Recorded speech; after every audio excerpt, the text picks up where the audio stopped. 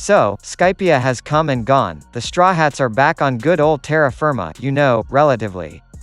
They arrive on Long Ring Island and it looks like One Piece is beginning to settle into a formula. The Straw Hats travel from island to island having fun adventures as pirates while occasionally standing up to injustice, but that'll mostly be a backdrop to the greater adventure at hand.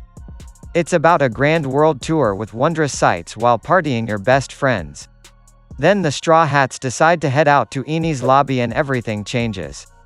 This time we'll be covering how Enies Lobby is the first example of long-term payoff in One Piece, as well as how it completely shifted the public image of the series. The first story of the Enies Lobby saga, the Davy Back fight, is written to clown on the reader. Sure, it's a bit of a cooldown from the grand adventure of Skypia, but it plays out like a completely unintentional self-parody of the image of One Piece.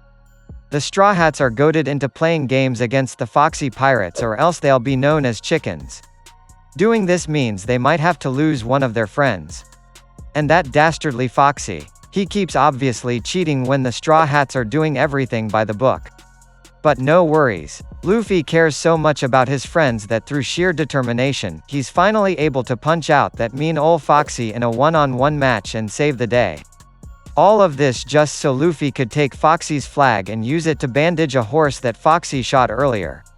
Gag. The fact that the Foxy Pirates become the anime team's go-to crew to bring back any time there's filler is perhaps one of the least shocking developments in the entire series. That happy tone is immediately killed off right at the very end where Admiral HYPEKAGE shows up for the sole purpose of murdering Robin and ends up almost breaking apart the entire Straw Hat crew single-handedly. Both Robin and Luffy barely survive the attack and only do because HYPEKAGE didn't really feel like confirming the kills. This sudden shift in tone is meant to undercut exactly what One Piece was becoming known for at the time, safe, vapid entertainment. Even if the crew made it out okay, the point was made, the stakes were about to get very real. And real did they get.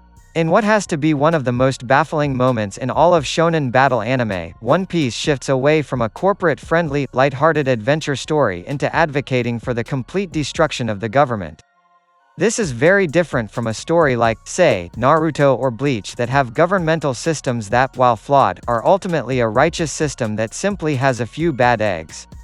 One Piece instead takes a drastically different shift, with the Straw Hats actively declaring war against the oppressive nature of the world government.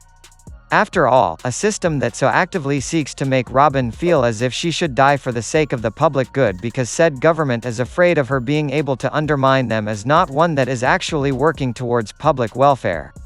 It's a subject that speaks very directly about the issues One Piece's target audience quietly resent about the Japanese government that have no outlet to speak out against it. To put it in music terms, One Piece made a transition from pop dance jams into punk rock practically overnight. And the shocking thing is people bought it because, amidst all the anti-government messaging, the core reason why people latched onto Enies Lobby was because it provided the series' biggest challenge to the Straw Hat Pirates to date.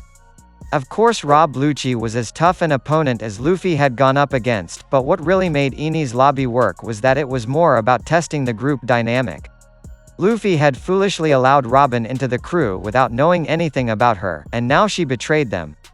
Usopp defied Luffy's orders to forget about the merry-go, and now he had been kicked out of the crew. The Merry was on the verge of breaking and the Frankie gang stole all their money that they could have used to replace it.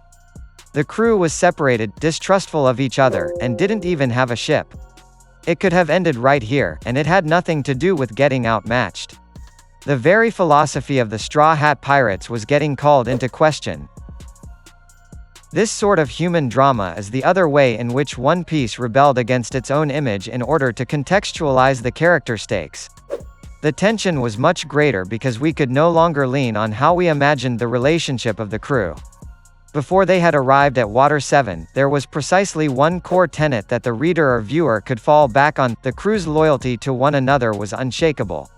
Whenever a character faltered to do the right thing, they would always remember their responsibility within the crew and how their role affected their friends. That all falls apart when Robin is taken away by CP0 and Usopp and Luffy have their big fight.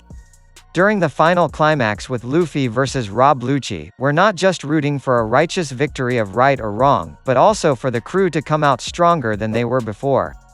These added personal strength resonate more for the reader, viewer and add much more emotional weight to the victory than any arc before. While there are many arcs that people will call their favorite, Enies Lobby is perhaps the most universally beloved arc due to how it redefines our expectations of One Piece.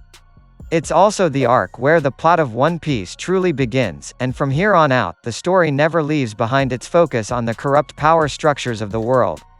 Sort of, anyway. Thriller Bark takes an odd turn.